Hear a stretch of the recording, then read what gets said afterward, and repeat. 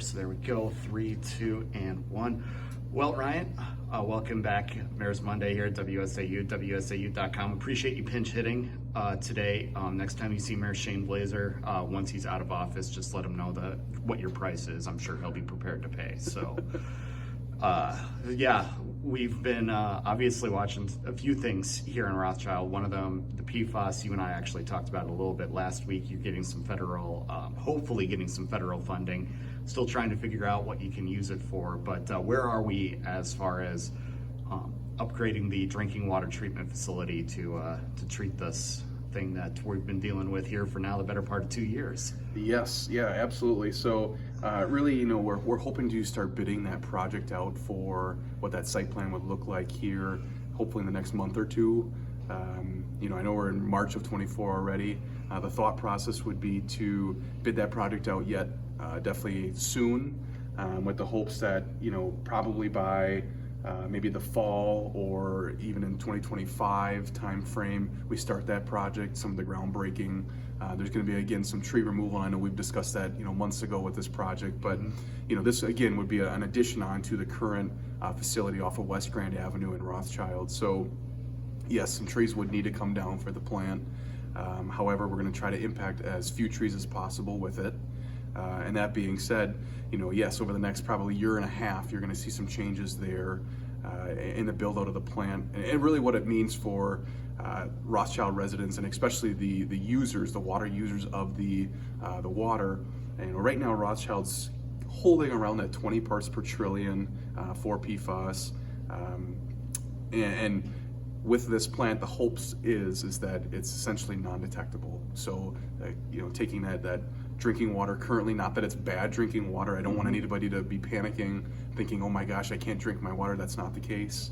However, it's just improving our water to a standpoint or a performance portion that the EPA would be requiring. And the other thing that's really tricky with all of this is we still are up in the air on what the standard is going to be for this. So it seems that the communities, I guess, like yours, that are seeing this and saying, let's just get to absolute non-detect, because we don't know what this is going to look like in the future. The more we can remove from it now, the better we're going to set ourselves up for, decades from now. Yes, that's 100% correct. Absolutely. So when can residents expect, to get that non-detect level water then? Is that still going to be a couple of years yet?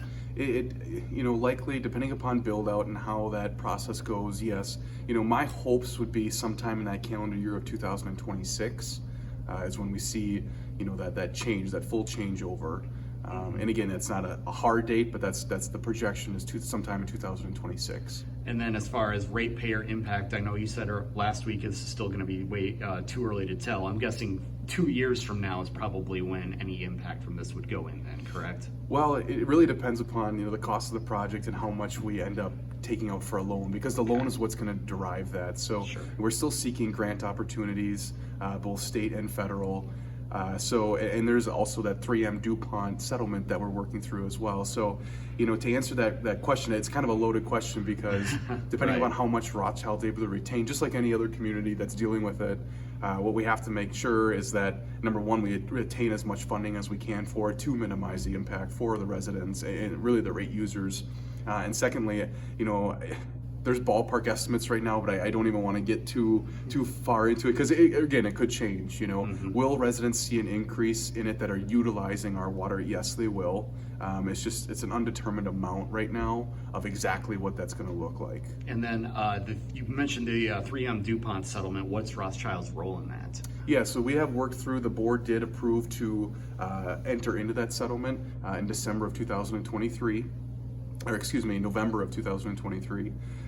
So the hopes is that within the next few weeks we should have final submittals in, and from my understanding, that settlement date time frame to have everything in by is approaching probably within the next month and a half. So over the next couple of weeks, Rothschild wants to have that all submitted, so we have a good month buffer, so there's no issues or hiccups that should happen. Mm-hmm. Yeah, indeed.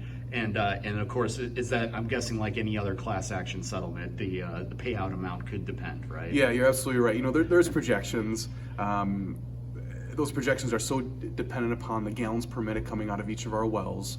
in the village, just like any other municipality. So yes, you're absolutely right in saying that they are dependent, but we are hoping for, I really am hoping for over $1 million to receive from that settlement. Yeah, hey, $1 million is less money that you have to borrow, right? Exactly, and that's what then would lower those impacts to the rate users. So that's why it is so critical, and it does mean a lot for us to make sure we can seek as much opportunity through funding that we can to lessen that impact for the others. Absolutely. One thing you've got a little more control over as far as funding street projects.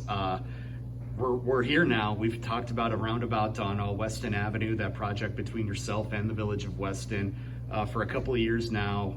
Give us an idea where we are with this project, because I understand you're probably going to be trying to break ground on this pretty soon, right? Yes, yeah, you're absolutely right. So providing everything goes well, with our timeline, we are working through land acquisition currently with some of the homeowners that are going to be impacted with this project. Again, this roundabout is to be scheduled at the intersection of Weston Avenue and Alderson. So this hopefully will impact in a positive way the traffic flows that are coming at several times throughout the day because of the high school right down the road. But again, to answer your point, what that timeline looks like is, yes, working through land acquisition currently. I would imagine sometime in April of 2024 we'll be bidding that project out. And then you're looking probably at an early June timeframe of when construction would actually begin, providing everything goes well between now and then. But yes, an early June start time, with hoping to wrap up sometime in the fall of 2024. Yeah, and this is obviously a big project, not only for yourself but for the Village of Weston. So that's required a lot of cooperation between the two of you, and obviously this is something that's going to benefit both communities then. Yeah, absolutely. And I think, not only is it the Village of Weston, Village of Rothschild, but it's also the DC Everest School District. We've been working with Casey Nye, the DC Everest School District Superintendent, along with some of the others from Lamers Bus Lines, DC Everest Maintenance Department, Jason. So it's been a kind of a very proactive team approach in really making sure that all of our avenues are checked off before we continue on with this project, because it is a large project, and it's certainly going to make that area look a bit different. But we're hoping that it's a very positive impact. Yeah, and whether or not you like roundabouts or not, I have no problem with them. Some people feel very strongly the other way. Either way, you've been looking at and digesting a lot of data with this project. I'm guessing there's a lot of data that's gone into this that has kind of said, look, this is the avenue that we have to take, and it might be a situation where not everybody gets what they want. And that is true, and I know that the Department of Transportation, along with MSA, who's the head engineering firm for this project, yes, that data on how those traffic flows work and those influxes throughout the day is really what's driving why we're coming to this point. And again, there are federal funding opportunities through this project. So, both the Village of Weston and the Village of Rothschild will be sharing just over $733,000 for this project. The project's going to cost significantly more than that, but at least it's a portion that helps lessen that cost for both communities. Yeah, I'm guessing there's probably some construction workers out there, with as nice as this winter has been, or I should say lack thereof. They've probably said, hey, let's get shovels in the ground on some of these projects, right away, right? But obviously you can't do that right now. Right, yeah, we still have to follow the timeline that works for the school system as well, because we are going to be impacting bus routes, routes that impact, sporting events, things of that sort. So trying to make sure that the road closures, if and when they do happen, are as minimal as possible. Indeed, and I'm sure as far as road maintenance and things like that go, the budget for that's sitting pretty good this year, right? With minimal salt use, minimal plowing, and really no de-icing, right? Well, yeah, that has certainly helped. However, when projects like of this magnitude come in, we actually have to go out and borrow. So the next 6 to 8 weeks throughout the village, for at least for the Village of Rothschild, yes, we'll be borrowing funds for that to complete the project here in 2024. Because it is a substantial project. Yeah, no doubt. Indeed. Well, one more thing before we let you go, as far as economic development goes, Shopko Plaza, for a closed store, has certainly been hopping. You've been able to get some other things in there from your predecessor. Now you've got more things to talk about in that area, right? Yeah, absolutely. So we've been working hard here as a village, trying to develop that area and really change the visual appearance and kind of drive the customers coming into it. So what that looks like for us, so in February of 2024, the village board here in Rothschild passed, it's an $8.5 million increment that's going to be going into that area, not from the village's standpoint, but from the developer's standpoint. So the development group that we've been working with has been tremendous in not only turning in site plans, but showing us what that is going to look like throughout 2024, 25, and 26. There are a couple businesses that will be coming in. Those are confidential yet. However, in the coming months, as those site plans come for final approval at the board, we'll certainly be releasing those.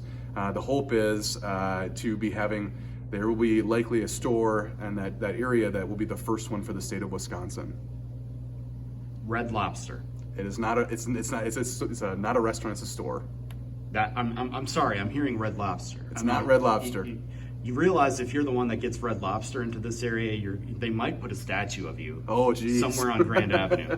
I'm just saying. Look, my battle with Chick-fil-A is over. I mean, we can thank Rib Mountain for that. Jersey Mike's is here. Look, Red Lobster is really all the people say that we're missing. Sure. So, yeah, this would be 100% retail. Okay. But the state of Illinois is the closest one that has it. All right. Well, I'm going to go ahead and work my contacts at Buc-ee's then, and we'll see. We'll come back to this in a few months. But you mentioned $8 million increment, though. The tax increment financing on that, obviously, a big deal. So is that kind of a reversed hit where the developer is getting it back as the development generates, or is that upfront?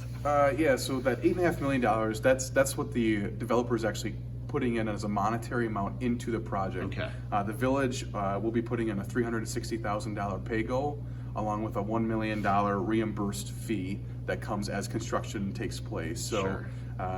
we're doing about 17% of the development, with the hopes that this should increase the tax or the tax assessed money coming back to us quite substantially for us. So really, this is an exciting thing for the village because it raises our tax base in a positive way, so that we can keep lessening the burden on the taxpayers throughout. And and it's a great location too. You can't look further or look beyond that, because that's an area right there off the off ramp. That's the first thing that you're seeing when you come into Rothschild, depending on which way you're coming. And you don't want that to be empty stores and things that look like they aren't used. Correct. Absolutely. Absolutely. Yeah. It's a focal point, so we want to make sure that it's visually appealing for all users and individuals driving by on Highway 29 or Business 51. Yeah, and again, if it benefits the taxpayer in a positive way down the road, then that's even better, right? Yes, 100% correct. That's what we're here for. Yeah. That's right. Well, hey, Ryan, we always appreciate the time. We'll look forward to chatting again in the near future. Thank you.